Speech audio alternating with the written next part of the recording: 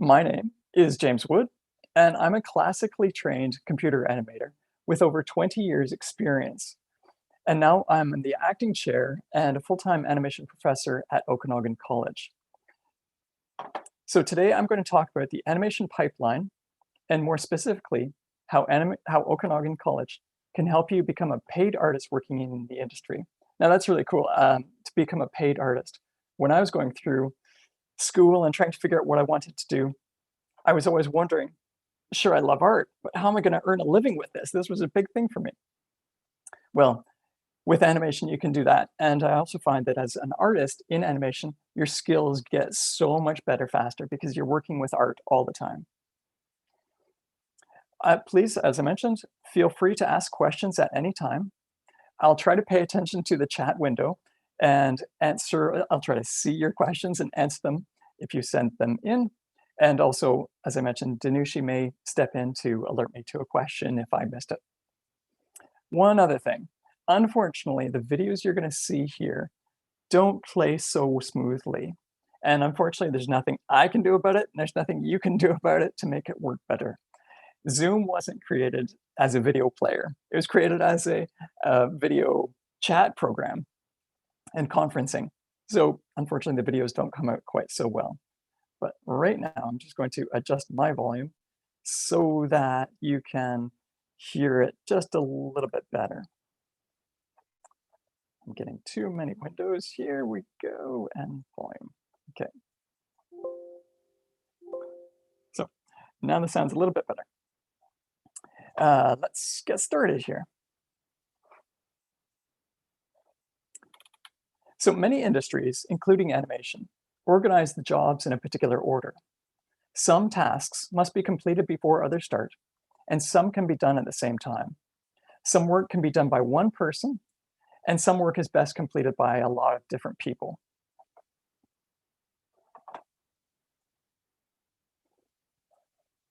Some animation can be done by one person. For example, Zinsk Zilgablotis is a 23-year-old animator, and he created a feature film entitled Away. It took him 8 years to complete, and that's a really long time considering that other features, other movies, take between 2 and 3 years to complete. More traditionally, people do the team approach, where animation is done by a number of people all working together on a common project. And as you can see in the slide here, that project could be a short film, a video game, a series like something that might air on Netflix or Disney Plus, or a feature film. Breaking a production into many different jobs, it saves time, the quality can be higher, the profits from the production can be realized much sooner. So it's really in everybody's best interest to do a project as a group. And it's also actually more fun doing that way. You're not just one person doing something, you're all working together and you've all got this energy to create something great. It's a lot of fun. Animation jobs are broken into 3 main areas. In pre-production, ideas are generated and a script or a story sketches are created. Maybe you've seen that in Pixar videos, you see all the pictures up on the wall. So those are story sketches. Storyboards are a little bit different. They look a little bit nicer, and they are also created. And then the storyboards or the story drawings are turned into an animatic, which is like a rough movie of the storyboards. In the production stage, objects or assets, as we call them, are modeled and drawings are created. The drawings or models are rigged, which means you put controls in them. And these controls make it easier and faster to animate the assets. Animation can begin once the objects are rigged, and the assets can also be painted. It's really funny, you have to break all these jobs into different pieces. And then once that's done, then the visual effects, such as water effects and fire, can start being created. In post-production, the scenes are lit with virtual lights that actually cast virtual shadows. And the virtual cameras capture the action, and all the images are combined, sort of stacked together in a process called compositing. So let's take a closer look at some of those parts of the pipeline. And again, just a reminder, if you have questions or anything, just let me know. I'm happy to answer things if you have an idea or want to talk about something. So storyboards are like comic book panels, and they're used to tell the story visually. In these panels that you can see here, you can see that there's somebody sitting at a table, gesticulating, moving around, and perhaps talking. Storyboards need to show all the action required for the audience to understand the story. When I was working in the studio, what I do is I get the storyboards for that particular episode, and I'd go through them. I'd read them, and often I didn't even read the words. I just looked at the pictures, and if I could understand the pictures, I knew what was happening. And that's the mark of a good storyboard. You should just look at the pictures and you get everything. Sure, you'll miss the jokes, but you'll know what's going on.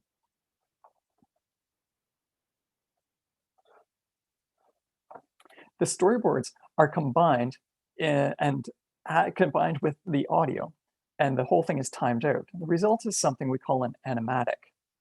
If the story works in this rough form, then it's quite likely the story will work when completely animated. So let's watch this short animatic.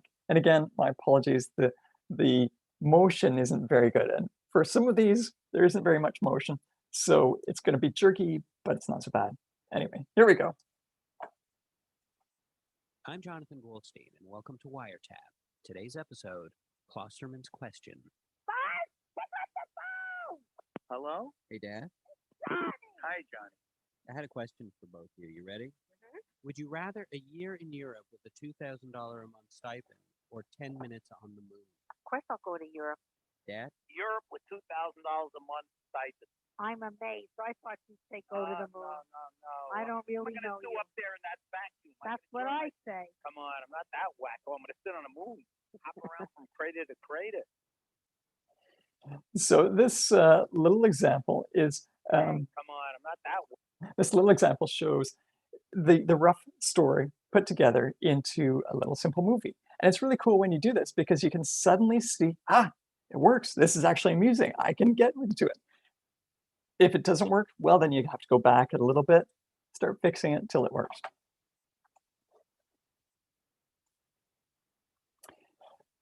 Next, let's talk about design.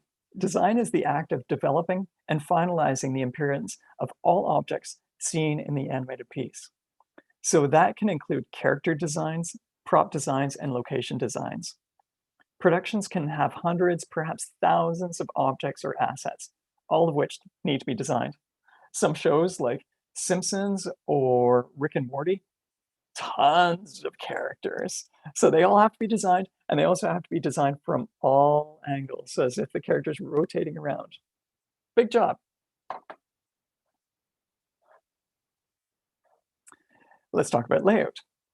In 2D animation, the layout artist creates drawings of the location where the action takes place from the camera angle as suggested in the storyboard. So again, they look at the storyboard and they realize which way the camera is going to be looking at a particular location. And then they need to draw the location based off the designs from that particular camera angle. It's challenging. Again, it's pretty neat. The layout artist also draws characters and props in that location, posed and interacting as shown in the storyboard. So they're sitting there doing one thing and then doing another thing and then picking up the cup of coffee. The layout artist needs to draw those different poses. In 3D animation, it's a little bit different. The layout artist places and poses the character and props and cameras in the location as is shown in the storyboard. So basically, they're composing the shot with all these little objects to make it look like it does in the storyboard. It's really not too different from posing a Barbie doll in her house with objects in her hands, with the camera ready in front, ready to capture the action.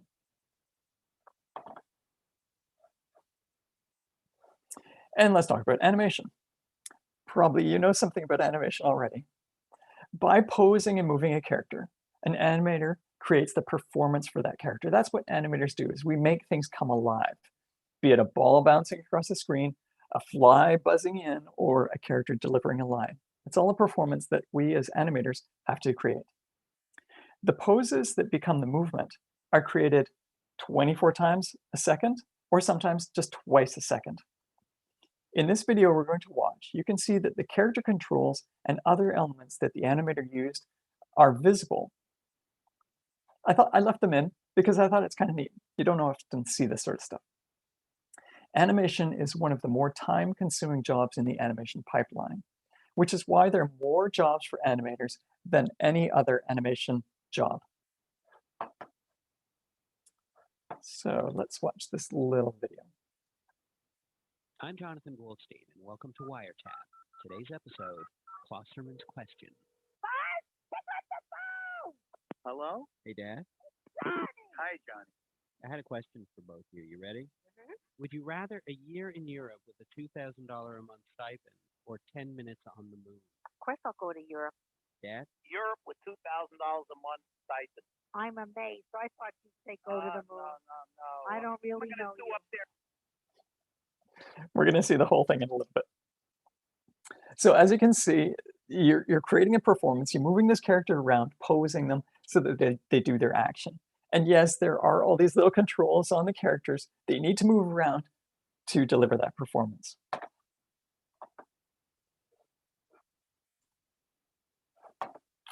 Animation is a lot of work. For example, one animator may be asked to create as little as 5 seconds a week. It's pretty easy. Another might be asked to create 60 seconds of animation a week. That's a lot. The animation that we're going to watch here in a sec took me, I did this one, it took me 2 weeks to do this. And that means that I was just animating. I created all the objects and then animated it. Took 2 weeks. It took me a while before that to create the character with all those controls. Again, it's a lot of work. So here we go with the final piece. I'm Jonathan Goldstein, and welcome to Wiretap. Today's episode, Klosterman's Question. Hello? Hey, Dad. Hi, Johnny. I had a question for both of you. You ready? Would you rather a year in Europe with a $2,000 a month stipend or 10 minutes on the moon? Of course I'll go to Europe. Dad? Europe with $2,000 a month stipend. I'm amazed. I thought you'd say go to the moon. No. I don't What am really I know gonna do you. up there in that vacuum? That's what I say. Come on, I'm not that wacko. I'm gonna sit on the moon, hop around from crater to crater. I see Earth come up, so you know, I mean, it's nice. I look at it National Geographic. Yeah, but imagine the experience you'd experience on that a handful of What am I people gonna have experienced. Being on the moon. Then what? So once in our life, we agree. Today's episode of Wiretap featured me, Jonathan Goldstein, and my parents, Buzz and Dina. For more, visit cbc.ca/. So yeah, that was a fun little piece. I'm gonna just move the slide back one and then forward, and so that we can see some things here. One thing I wanted to point out about this, I think animation is pretty neat because one thing you can do is you can tell a lot of the story by audio, things you hear. I only animated half of that rocket because the character only needs to be seen beside half of it. We never see the top of the rocket, so I only created half of it.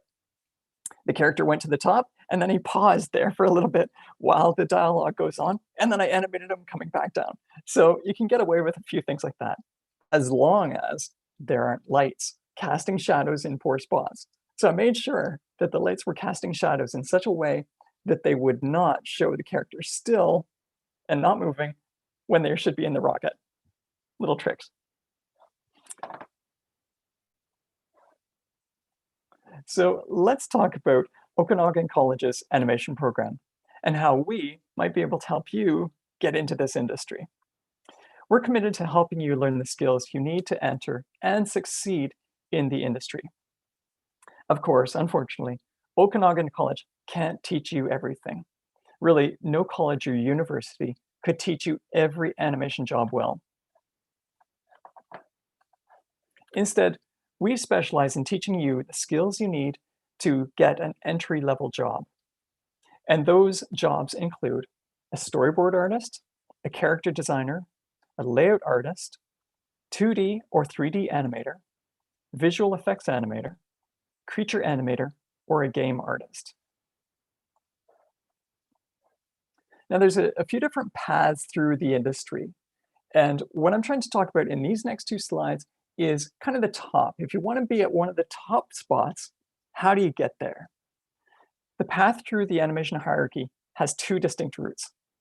If you think that story is best, if you like stories the most, and you want to know you want to be the one to tells the story, then maybe that means you want to be a director or a showrunner. In that case, we suggest entering the industry as a storyboard artist, a layout artist, or a character designer. Those are the ways to get you up into those higher positions. If instead you value how the character moves and acts and shows their emotions or emotes, then perhaps you want to guide others to be able to work together to animate.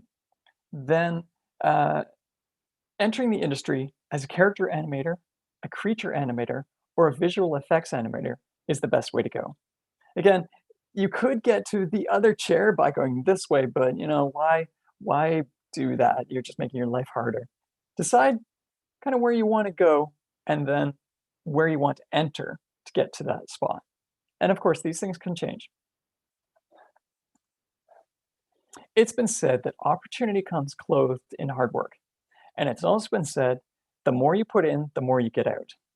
And I've come to believe both these statements are true, especially when it comes to studying animation. Our program is a busy one, with a pretty substantial workload, and it's done for two reasons. Firstly, we're preparing you to handle the workload and the stress of working in this busy, time-sensitive business. Time-sensitive is really the word because people want their projects done at a certain date, and they're going to say, when are you going to start and when are you going to finish so that I can start my job, so that I can finish mine, and we can deliver the project on time. It can be stressful. The other reason why our program is busy is because in only 2 years, we've got a lot of information to teach you and hope that you're going to master. So it's kind of got to be busy. So let's talk about the classes that you'll be taking. In our storyboard classes, we teach film theory and shot selection, and how to use that knowledge to create storyboards that tell the story visually, and later, how to time out those boards into a rough movie. Animation isn't just artwork, it's timing. If the art isn't seen for the right amount of time, it may not communicate what you're trying to communicate. And animation that doesn't communicate doesn't work. I've had a number of times where I'm so pleased with a bit of animation and I show it to my wife and she looks at it and goes, "What's going on there?" And I know that I didn't communicate it well enough. And I have to go back and add something or change something to make it communicate. So again, animation that doesn't communicate doesn't work. Another class you'll be taking is character design.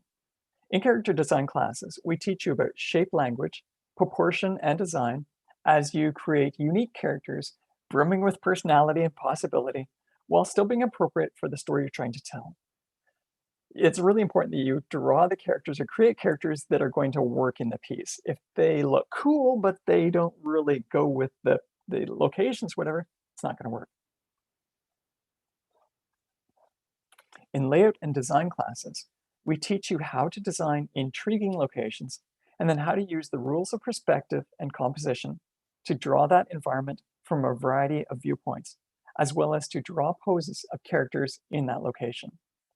Remember, animation is still an artistic medium, and that means that all the artwork must both be technically correct, but also artistically pleasing. Life drawing is also called figure drawing, and it's the practice of drawing people.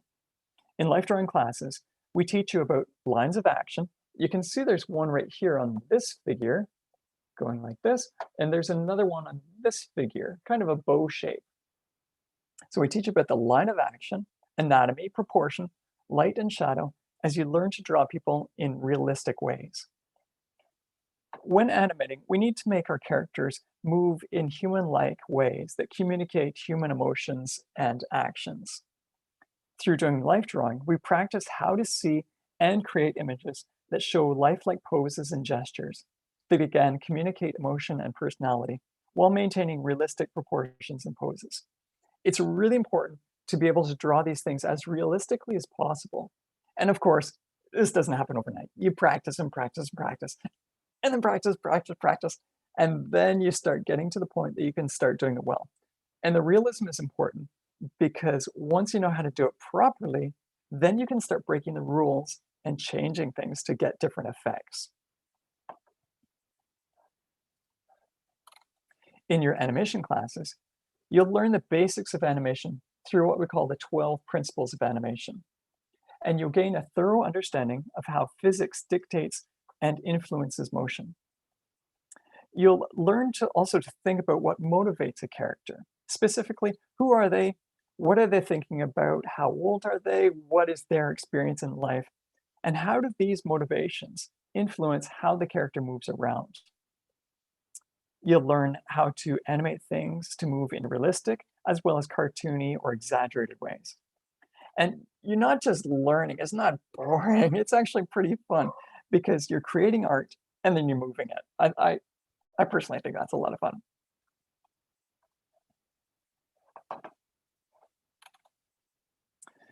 Traditional animation, that's drawing on paper, isn't done very much anymore, unfortunately. But on the upside, we've got computers which help us to create better art faster. So we teach 2D animation using the Canadian animation industry standard software called Toon Boom Harmony Premium. It's this one with the H right here. And we teach 3D animation using the 3D animation industry standard software called Autodesk Maya. It's this one here. We teach how to create storyboards using both Photoshop and Storyboard Pro. We'll show you how to create artwork, like digital paintings and texture artwork using Photoshop. And you'll learn the basics of digital sculpting using one called Mudbox. That's kind of a neat software. It's like a little bit of clay in the computer that you mash around. Let's see, and also, if you like computers and you like using them, well, that's great. That's fantastic. That interest is really going to help you out. Unfortunately, if you aren't comfortable using computers and you don't want to learn how to use them, animation may not be for you.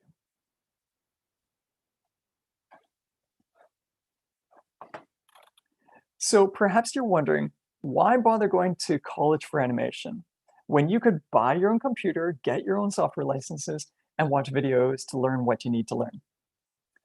That's a good question. Yes, you could buy a great computer. You could get the software. You could take online classes or watch videos, and you could create your own demo reel to try to get into the animation industry. That might save you money, but it probably won't save you time or effort. I would argue that it's probably harder and more time consuming to try to learn animation and get into the industry yourself. By studying animation in a formal learning environment, like what you find at Okanagan College in our animation department, your learning will be guided and structured. It's a steep learning curve, but we'll try to make it as gentle as possible. Also, we help to keep you moving forward by assigning projects that increase in complexity and challenge you to demonstrate your knowledge. And in case you're wondering, yes, you will have deadlines. If you want to work in animation, you're going to have to get used to completing your work on time. The long and short is, we know what you want if you come into the program, and we're going to try to help you get there. At Okanagan College, we're fortunate to have excellent teachers who have extensive experience working in industry. As I mentioned earlier, I've got about 20 years of experience as a location designer, a prop designer, storyboard artist, and animator. I've actually spent most of my career as an animator. Many of our teachers continue to work in animation while they're teaching. They know, we all know, how it is to work in the industry. And really, we want to show you what we know so that you can have a great life doing this kind of work and earning money while you do it too. The other thing you get out of studying animation at Okanagan College is access to our network. And that might sound like, wow, why do I care about network? What does that matter? Well, great demo reels and excellent cover letters and resumes don't reach hiring managers nearly as well as one person connecting directly to another. We know lots of people in the industry, and so through us, you're connected to them as well. Not only do we reach out to the industry reaches back to us and they say, we're looking for these people. Do you have any students who can do these jobs? About that, we host an annual industry night at which industry people come to see our students' work. In fact, our industry night is happening on May 13th at 4 p.m. You're welcome to attend and see for yourself the kind of work that students do. Again, I'm going to repeat that. Our industry night is on May 13th at 4 p.m. and you're welcome to come. In fact, you can see the URL right there should you want to come along. And I'm going to read it out. It's www.okanagan.bc.ca/animation industry night. If you can't make it then, don't worry, videos will still be online and you'll be able to watch them at a later date. If you're interested in studying animation at Okanagan College, I encourage you to go to this URL. I'm going to read this one also. This one is www.okanagan.bc.ca/animation-diploma. This page has a wealth of information such as the cost of the program. It's not cheap, but it's also in line with how expensive other programs are. This page also talks about the program highlights and the prerequisites for entering the program. Apart from graduating high school and providing a transcript of your grades, you'll need to assemble a portfolio of artwork and write a letter that explains why you want to study animation. We need to see the quality of your work to determine if you have some basic skills required to be successful in the program. The information can be found at www.okanagan.bc.ca/technologies/animation. And again, if you're interested in studying animation and are submitting a portfolio, please include your very best work and submit it according to our directives. Now, perhaps when you look at it, you'll see these directives, like put them in folders and name them in this particular way and so forth. Please follow those instructions. They're there on purpose. Yes, they're there to make our lives a little bit easier when we review your portfolios, but it's also a bit of a hoop that we need to jump through. By doing this, as we suggest or require, it's proving that you can do some things that we're going to need you to be able to do a lot when in the program. So this concludes my presentation on the animation pipeline and how Okanagan College can help you get into this industry. I want to thank you for watching, and I'm going to open it up. Does anybody have questions or want me to review anything?